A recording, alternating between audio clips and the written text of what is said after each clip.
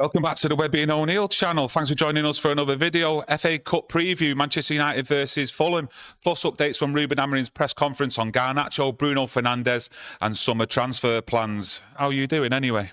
I'm doing all right. I think Ruben Amorim's doing all right after that press conference. I mean, to be honest with you, I was expecting a hostile press there today. And I've got to give it Ruben Amorim. The more and more I see of him, he calmed this media down. He uses the media. He knows what to do. He knows what to say to him to get him at it. And he also knows how to bat him off. But this was a very, very good Ruben Amorim press conference. Yeah, he talks about Garnacho, as you can see on screen there. And he's had a chat with him. Garnacho was the first one. Shows a little bit of maturity there, do you think, by Garnacho taking that stance, going in to see Ruben Amorim instead of the other way around? Well, he said straight away that it was funny, really, because Garnacho come to my office and he was laughing. So he's come to the office like a naughty boy, and I think that's how he came across Ruben Amorim, as if say he knows he's done a little bit wrong here, so he's going to get a telling off. And he sort of said, I've told him off. It's not a disciplinary issue. It's not a big issue. And that quietened the media straight down. Yeah, I do think, and I mentioned it yesterday, I think the right thing to do from Garnacho was to go and ask Ruben Amorim if he wanted to go back into the dressing room first. But obviously they've had a chat. Maybe more stronger words might have been said than what he explained in the press conference, Amorim. But it's done and dusted as far as I'm concerned, and well handled from Ruben Amorim. Yeah, well, if you talk, people out there were bigging it up. The media were bigging it up. That disciplinary issue, he's out of order, he's done this, he's done that. Well, it's not a disciplinary issue because he's treated it as he is. He's a young man. Yeah, he walked off. He didn't come out. That was his problem. He didn't come out. And he's told him off. Well, his punishment is, what is it, Kieran? Well, he's got to buy the squad dinner, hasn't he? He's got to buy the squad a dinner as a naughty boy. And that's really what it is. Whereas the media, people were expecting to come in today and really make an issue of it. There is no issue. He's been told, go and buy the squad a meal. Well, the squad are laughing at him for being a naughty boy. That's what it all boils down to. And I did say the other day that I don't think Garnacho's really done anything wrong and it'll be dealt with. There's no issue. And that is really what it's all about. There is no issue. He's just been a naughty boy. Yeah, I wonder where he's going to take him for dinner. I don't think it'll be a McDonald's or something like that. I'm sure it'll be some posh, expensive restaurant. But another chance for a team bonding session like we've seen before the Everton game. Oh, team bonding session. Well, they better get to McDonald's. They'll bond a lot better than they did in the last place. Yeah, he did mention Andre Onana as well, and he mentioned he's had some difficult moments this season, but he's also made some great saves for the team. And sometimes he's had problems, but that's just normal. Yeah, one of the things he did defend Onana on is what a lot of us have had opinions on, and we've had different opinions about it. And it was the second goal against Ipswich. He explained that a little touch could have sent it there. He does not blame Onana in any way whatsoever for that second goal. And obviously, fans, I had a different opinion, but he's cleared it up and he's right behind Onana. Yes, he knows he's got to improve, just like a lot of other people in the squad. But he's there behind Onana. He's not blaming him for everything. He knows he's made a mistake, but that second goal, definitely not against Ipswich. Yeah, do you think, I got the feeling from Amorim today, like he was very much behind his players. We'll get on to Bruno Fernandes in a second, but clearly back Bruno Fernandes after Roy Keane's comments, backing Garnacho as well, dealing with that very well, and backing Andre Onana as well there. Yeah, well, he is backing him. We spoke the other day about this is now, we've got 10, maybe 11 games to go, and it's time now. Okay, we've had our difficulties. We all know where we're at.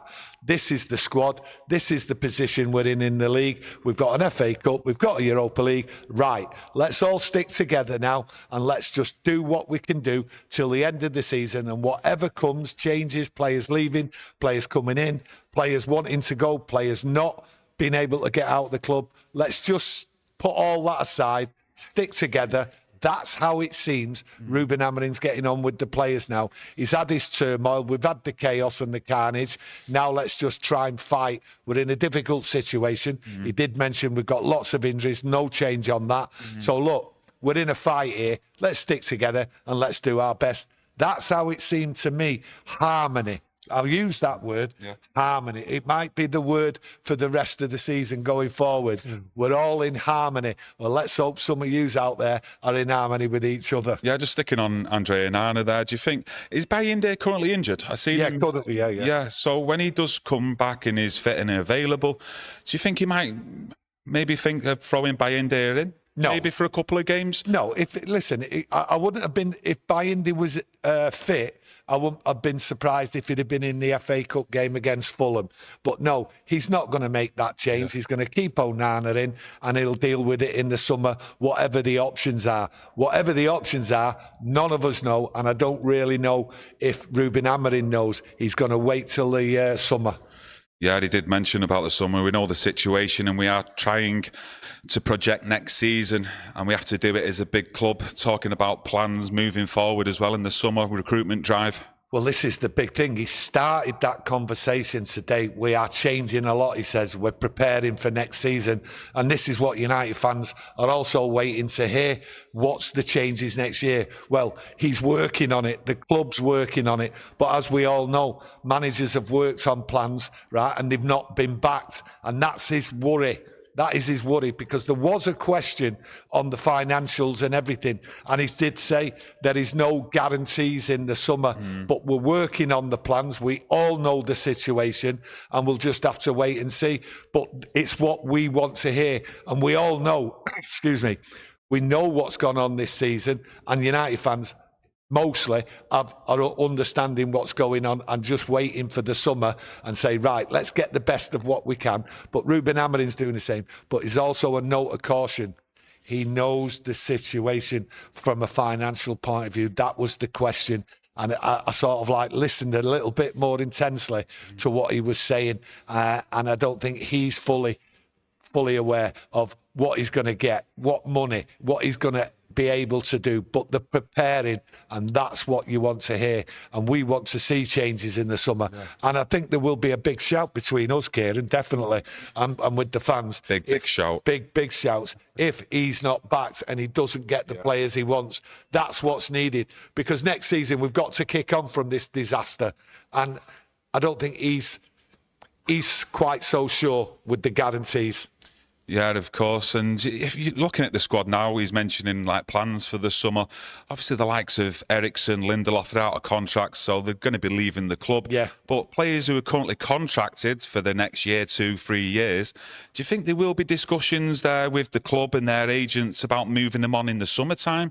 Or do you think that will be done and, well, them discussions will be started when the season actually ends? I think what's being discussed now is the big earners at Manchester United. It's the big earners, what they'll be looking at. That is the policy now. Cut the waste, cut the costs, everything else like that. Start again, bring Ruben Amorim's players in. But in the meantime, let's just get rid of some of these high-paid players, get them out the door. But as we know, he's just put his foot down. I'm happy here, he says, Casemiro.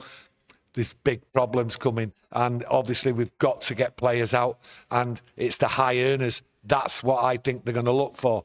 But there's also something else. I did mention it this week. I think they will look at getting rid of quite a lot of the young players, especially those what are out on loan, and maybe one or two household names what we're looking at. And I did mention they might look at Garnacho, they might look at Menu, but it's all about bringing the money in and cost cutting. And that's Ruben Amorim's worry. Will he get enough money to get the backing for the players he wants to bring in? And it's all about, and it's difficult to do it really, That's because the thing, these players have the power. Yeah, they do have power, especially when they're under contract. They don't have to move anywhere. And I think there's maybe one or two who are thinking to themselves and who've come out publicly, like, i.e. Casemiro, my family's settled, we're happy here in Manchester, maybe thinking with him and his agent that, well, if you want me to move on, you know, I want a little bit of compensation. I might want a £10 million paying off fee, so to speak, to break the contract. You just never know. Maguire was one, though. Do you know, there was conversations about Maguire. We tried to get rid of him, and he was like, the word out there, what was coming to us was like, he wants a payoff or something like that. He wasn't getting enough. He thought his value. So will Maguire go? I don't really know. It just depends on what's available, what comes in. But Maguire could be one what goes. I think Maguire signed. Did he trigger that 1 year option? I know. Was it? He might have triggered it, Kieran. But what it is, people try and give a bit of a value to get a value, and that's what they're looking for: value. But will they get it? Yeah, I do agree, though, when you're talking about some of the younger ones. I think the club will look at maybe one or two, possibly, like your Garnacho and Mainu, to put up for sale to try and get some transfer fees in to then put back into the squad. Would you Would you do that, though? You know, if you're looking at Garnacho, me personally, I think the lad's got ability. There is a ceiling there under the right manager, which I do think it is in Ruben Amorim, to try and make him progress further. But, you know, if Ruben Amorim can get two players in that he wants, would you look at selling the likes of Garnacho? Well, what it is, I think they're looking at preparing to get rid of players what don't fit the system, what they feel that don't fit the system, the way Ruben Amorim plays. Now, I'm not saying Garnacho fits the system or doesn't fit the system, or even Mainu. We're just using them two as an example.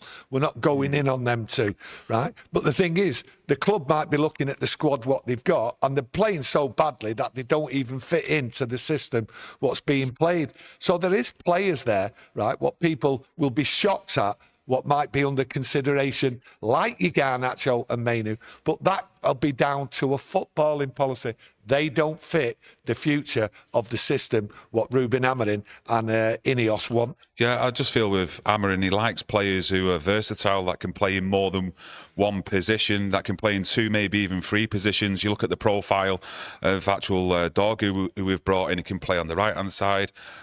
For me personally, he's better on the left-hand side. And you look at Bruno Fernandes, he can play in the 10. He drops him into midfield. Even Kobbie Mainoo, he's tried him in a 10, even as the centre-forward, as like a false 9. And Ahmad in particular as well, he can play in a 10, but also at a wing-back. And I'm just thinking with Garnacho, can he adapt to other positions? Because he seems like that sort of coach, Amorim, where he wants players who are comfortable in multiple positions because of certain situations they might be in at any given time on the pitch. Well, this is the thing. Do a lot of these players fit in the system? My eye test, your eye test tells us, no, they don't. So moving on, players who look good in a certain position might not look good going forward when other players come in to play this system. So it's all a matter of waiting. The good thing is they're preparing, and that's what I like about today. They're looking forward to next season. So that's what excites me, should excite everybody else, but with a note of caution. The financials might restrict us. If people like Anthony, Rashford, Sancho, we get some money in for them, and a few other players, then there might be a budget there on top of whatever we're allowed to spend as well. So you just never know when the summer comes. There might just be enough to change the attitude, to change the pulse of what's going on around Old Trafford, and there might be a bit of excitement because we're able to do quite a few good deals. But the summer, right now, seems a long, long way away. Yeah, just going back into it, as you can see on screen there, and he was asked about Roy Keane's comments on Bruno Fernandes, and he did say, I've heard that. I have a different opinion. Bruno is really important for us in the club. He's special for me. He's playing well in a difficult context. He always wants the responsibility. Well, you know, he strongly disagrees with Roy's comments. A lot of people did, a lot of people didn't, and that's what opinion's about. You know, he talks about Bruno's antics, Ruben Amorim did, and he's saying, I understand there's a lot of frustration from Bruno, and it does upset a lot of people where he's running around waving his arms about. Well, we do know it triggers a lot of people. It's triggered me in the past, but he's putting it down to frustration. But he can't do without Bruno. He's his man. He relies on him and he trusts him. Yeah, it's like with the whole captaincy debate. I always think to myself, when people call out Bruno for the captaincy, there's never really any solutions from any pundits in the mainstream media as to say, well, take it off him and go and give it him because he'd be a much better captain. And I just feel at the moment in this current squad, Bruno Fernandes is the leader in this current squad.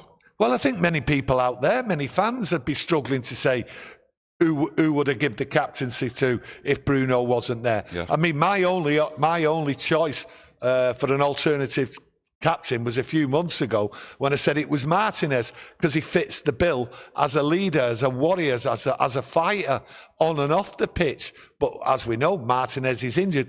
I personally don't even know. And like Kieran says, no one out there in the media or any football analysis is giving out an alternative captain. And I can only see Martinez as an alternative, but I don't think we'll see him for at least 9 months, possibly a year. So Bruno's the captain. He trusts him.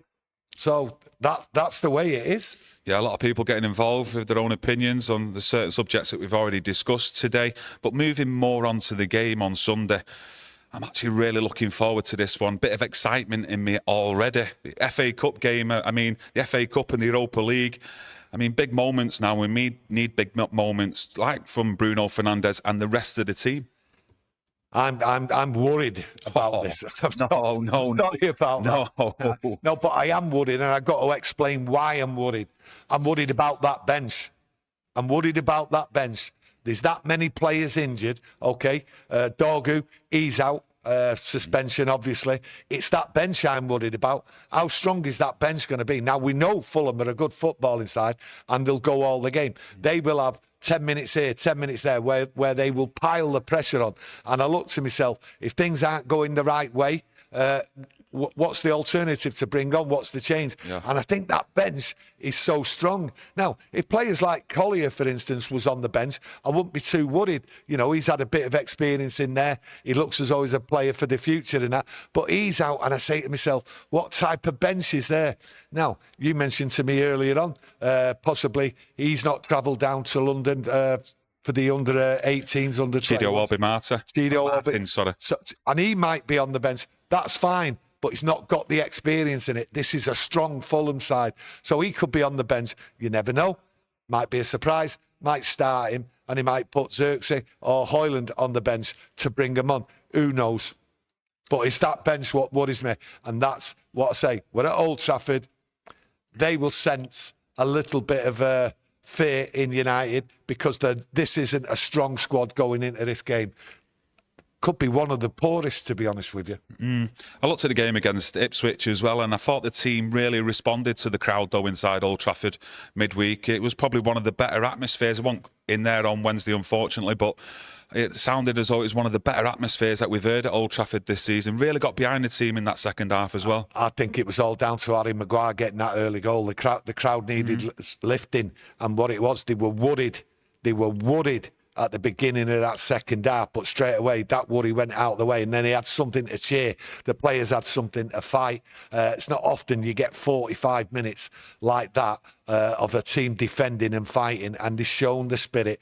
And I did say the other night, and I've got to say it again so no one goes in on me, yes, it's a poor Man United side, and that was a poor Ipswich side. But no matter what game you play, in that shirt, what you must show is fight. And that's what the fans demand from the very beginning. And like I said, if you get beat, you get beat. So long as you show the fight, then you can go home after watching a game and say, I enjoyed that. Pity we got beat. Always comes back to the point, though, doesn't it? And it's been continuing for a number of weeks now. Goals. Not a lot of fans feel confident before the game, going into the game, that we can score at least 2 or 3 goals. No, there's not a lot of confidence, but you've got to look at the Ipswich game. We got three goals from actual set pieces. That's what people are saying. They're all set pieces, so it's 3 goals. Has it changed? Has it changed with the forwards? That's the question. Well, it hasn't.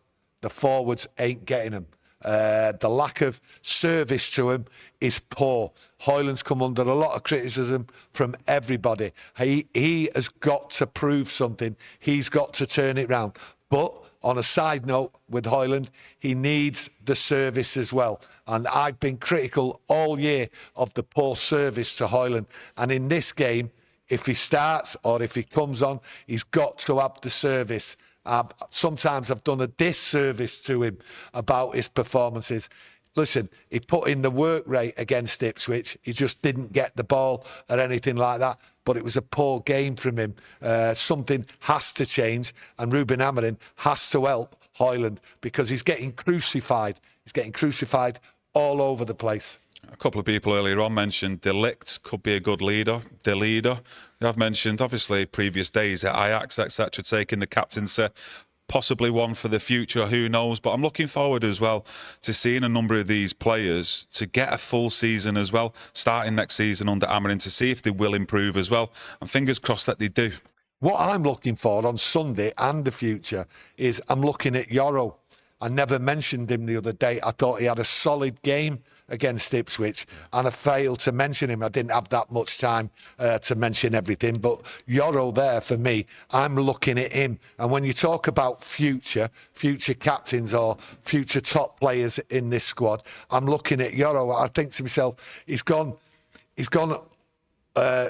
People have missed him. They've not really gone on about him, and I thought he had a solid game. He has been shaky, though, in 1 or 2 games, but you expect that possibly from a young lad coming in, don't you, really? Yeah, but the thing is, I thought he had a solid game, and he wasn't mentioned. So I'm thinking to myself, let's see him. So that's my focus on Sunday about Yoro, because they will come at him, and I want to see him perform. I can't see him being substituted or anything like that. There's no one there to change him. I want to see him perform and stand up. You mentioned De Ligt, you mentioned Harry Maguire, but people forgot Yoro. And I think it's time now for the next 10, 12 games till the end of the season for him to stand up. That's what I'm looking for, because next season I'm expecting big things from Yoro. Yeah, I think he was up there in the stats as well against Ipswich about passes into the final third. I'm pretty sure he was either first or second for that. I remember him doing a Cruyff turn, actually, in the corner. He put the ball into the box, then Højlund dumming it. Yeah, well, expecting a player behind him, but it didn't work out. That's what I'm saying about this game. I think a lot of people out there should concentrate and look at Yoro in this game, because I think everybody missed his performance against Ipswich and how good he was, and how can I say it? He looked unfazed. He looked as though, like, I'm coping with this. I know what I'm doing. It's big pressure, but I'm handling it. And that's good from a young lad. And people have forgot that he is a young lad. Yeah, I'm just looking at the wing-back areas for this game as well. Obviously, we want to see attacking football, a bit of control in the game. But, you know, at Old Trafford there, basically, you've got 5 defenders, haven't you, starting the game? You're going to have Delo on one side, Mazraoui on the right-hand side. You're sort of losing a bit of an attacking threat with what we've already seen with Dorgu as well on that left-hand side. I think the simple thing for everyone out there when you're talking about the wing-backs, right, is just to expect chaos. Carnage and chaos. Carnage and chaos. Because it's not what Ruben Amorim wants. It's not the right thing. We all see it in that. So just don't expect too much from the wing-backs, right, delivering and getting past and getting behind the defenders and all that, because that's what we want to see. It's an FA Cup game. You want to see exciting football. It's a one-off. Just go for it and all that. So the wing-backs, for me, listen, just go for it. Don't sort of like dilly-dally. Just play, keep running, and just get up there. I expect carnage and chaos from them positions. And it's an FA Cup game. It's a one-off. And if it doesn't work, it doesn't work. But then again, if you put them out there, people are saying, it better work, it better work. But really, that many times, it's not worked. So just go for it, lads. That's what you want. We're defending the FA Cup. Yeah. And we're at Old Trafford. We're at Old Trafford here. And it's a big game. And it gets you in the Europa League if we retain the FA Cup. So I just look at it from people like Delo, Mazraoui. Just go for it. That's what I want to see, and I think everyone else should sort of look at this game and look at it and say to themselves, I want to enjoy this FA Cup game. Let's go for it. I know the club is in carnage and chaos, but what I want to see is an attacking side, carnage and chaos, and take it to them. Typical FA Cup tie. That's what you want. Typical FA Cup tie, and let's enjoy the football. Let's enjoy this ride. And I think Ruben Amorim was virtually sort of saying that. Enjoy the ride, eh? Enjoy the ride. We're together. I'm with me players. I'm trusting them. They're trusting me. We're going to look forward to the rest of the season. And I think it starts on Sunday. Well, it better start on Sunday. You actually said before you was worried about this game. I think the whole conversation between us, yous out there, I think it's changed your mind. Yeah, but I did explain why I was worried. It's like you're trying to rewrite history as well. Like you're expecting attacking football, go and play out there with confidence, like we've been seeing it week on week as well. There's nothing better than a football fan being two-faced. But we'll reiterate, right? I did say my worry was the bench if things go wrong. Yeah. It's not going to go wrong, though. Oh, it's not going to go wrong. We're going to retain the FA Cup. That's it. That's it. I'd just like to thank you all for joining us today, getting involved in the chat as usual. It'd be much appreciated. Sorry, if you can leave a like on the video, and we'll see you straight after the game on Sunday. Thanks for joining us. Thank you. Soon. Thank you. United.